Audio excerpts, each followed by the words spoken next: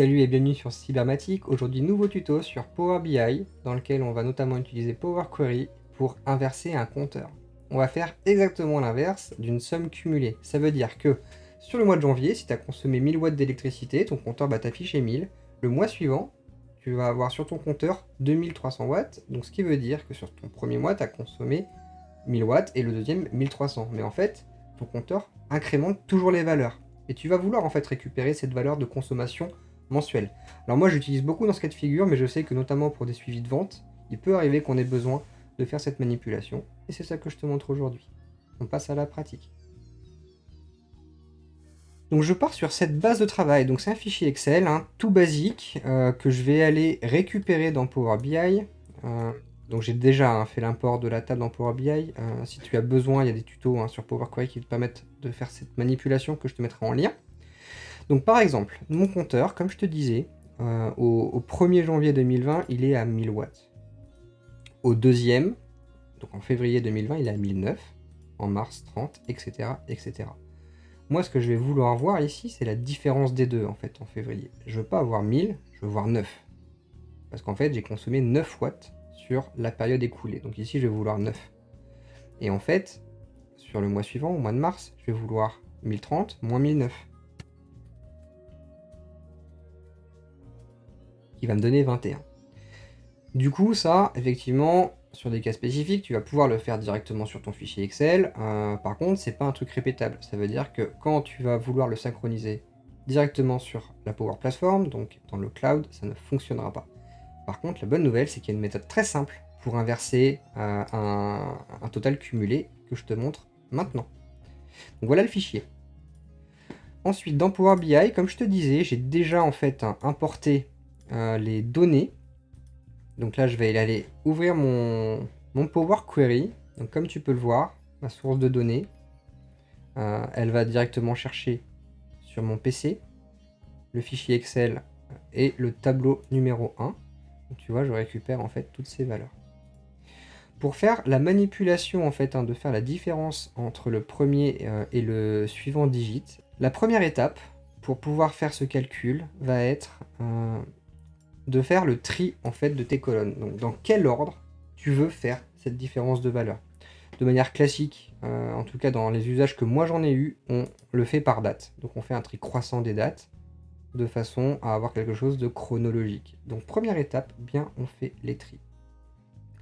Ensuite, on va ajouter une colonne d'index avec un index qui commence de 0. Ça a pour effet, comme tu peux le voir ici, d'incrémenter de 0 à 29, et en fait il y en aura de plus en plus à mesure que tu auras des données dans ta table. Première étape. Ensuite, on va encore rajouter une colonne d'index, mais cette fois-ci qui démarre à 1. Et là, tu as peut-être déjà compris la supercherie. En fait, ce qu'on va faire, c'est que, tu vois, on va pouvoir se dire que telle valeur, là, le 1009, en fait, on va pouvoir le renvoyer à la colonne précédente, ou à la colonne suivante, à partir d'ici. Donc là, c'est vraiment là que ça devient très très intéressant, parce qu'on va rajouter une colonne calculée qui va nous permettre de décaler l'ensemble de la valeur compteur un cran plus haut. Tu vois, on va tout remonter. Pour faire cette manipulation, on va aller dans Accueil, fusionner des requêtes, et je vais la fusionner, alors pas comme nouvelle, je vais tout faire dans la même table, donc dans celle d'origine, je vais fusionner des requêtes. Tu arrives sur cette fenêtre, tu vas aller reprendre la même table, la table numéro 1, et en fait tu vas lier l'index 0 avec l'index numéro 1. Et là tu fais OK. Là, tu vois, tu as rajouté une colonne, alors on aurait pu déjà la renommer, je ne l'ai pas fait, mais c'est pas grave. Mais là, en fait, tu vas pouvoir à nouveau réétendre. Alors, je te conseille d'utiliser quand même le nom de la colonne d'origine au départ. Et on va lui rajouter en fait la valeur du compteur. Ok, on la remet à cet endroit. Et là, on a décalé, tu vois, nos valeurs d'un cran. Donc une fois qu'on a fait ce décalage, tu vois, donc le 1000 est redescendu d'un cran, le 1009, etc.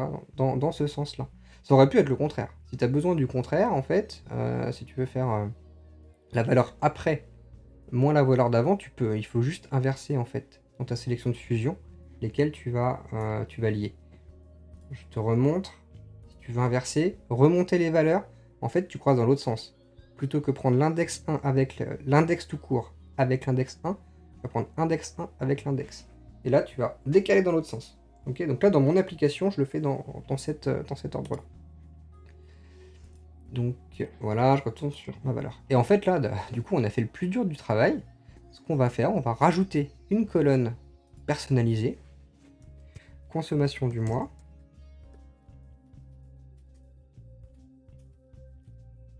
Et je vais dire tout simplement que ma valeur est égale à la valeur compteur moins l'index.valeur compteur. Et automatiquement, tu vois que sur le 01/02/2020, j'ai renvoyé 9. Sur le mois suivant, j'ai renvoyé 21. Le mois suivant, 92, etc., etc., etc. La première ligne te renverra toujours nul, dans la mesure en fait où il n'y a rien à soustraire. Donc c'est normal en fait, il ne peut pas faire de calcul par rapport à cette valeur nulle. Je te conseille de la remplacer par 0. Voilà, c'est plus propre, ça évite en fait les erreurs après coup. Donc je remplace les valeurs nulles par 0. Et au pire, comme ça, on peut les évacuer. Bon, après, tu as le choix. Soit tu conserves tes colonnes de calcul, soit tu les supprimes. Moi, j'ai pour habitude de les supprimer pour avoir une table propre. Donc là, c'est ce que je vais faire. Je prends les 3, je les supprime. Voilà. Et du coup, une fois que j'ai fait ce travail, j'ai plus qu'à charger, en fait.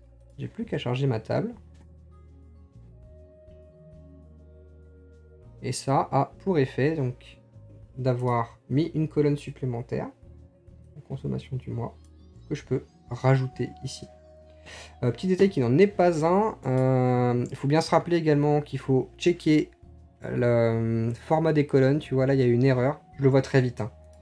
En fait, ce sont des chiffres, tu vois. Les consommations de mois, là, ce sont des chiffres. Et en fait, il n'y a pas le petit somme devant ma colonne. Ça, il faut absolument l'avoir. Pour l'avoir, c'est pas compliqué. Dans Power Query, il faut bien renseigner que ta colonne est un nombre décimal ou entier. Là, en l'occurrence, c'est un entier. Comme ça, on a le 1, 2, 3. Je vais modifier ma faute d'orthographe au passage. Et ça, je peux le charger. Voilà, donc là, tu vois, on a bien une somme. Ça veut dire que c'est bien pris en chiffres. Et du coup, tu as inversé ton total cumulé. Donc là où tu avais 1000, 1009, 1030, maintenant, tu sais quelle est la différence avec le mois précédent. Et tu l'as automatiquement quand tu vas avoir d'autres valeurs qui vont s'incrémenter. Et ça, tu l'utilises après comme tu le souhaites pour faire ton étude, faire ton visuel, faire ton graphique. Là, c'est toi qui gères hein, ce dont tu as besoin. Voilà, les axes Y, par exemple. Voilà. Par mois, forcément, c'est toujours montant. Alors que si tu mets la valeur purement de consommation, tu as une vue qui est bien différente et quelque chose de nivelé en fait sur l'ensemble de ta période. Voilà pour ce tuto Power BI, Power Query. Alors là, je te l'ai montré sur Power BI. Ça marchera exactement pareil sur Excel, dans la mesure où Power Query fonctionne exactement de la même manière entre ces deux logiciels. Donc la manip se fait de manière analogue, et je t'ai montré comment inverser une somme cumulée. Donc là, appliquer à un compteur pour avoir quelque chose de parlant, mais tu peux l'appliquer à des ventes ou à tout autre élément qui se cumule et dont tu veux dépivoter le résultat. J'espère que ça t'a plu, c'est tout pour aujourd'hui. Donc petite manipulation simple, mais du coup qui nécessite un tout petit peu de technique pour l'appliquer. Donc j'espère que ça va te servir.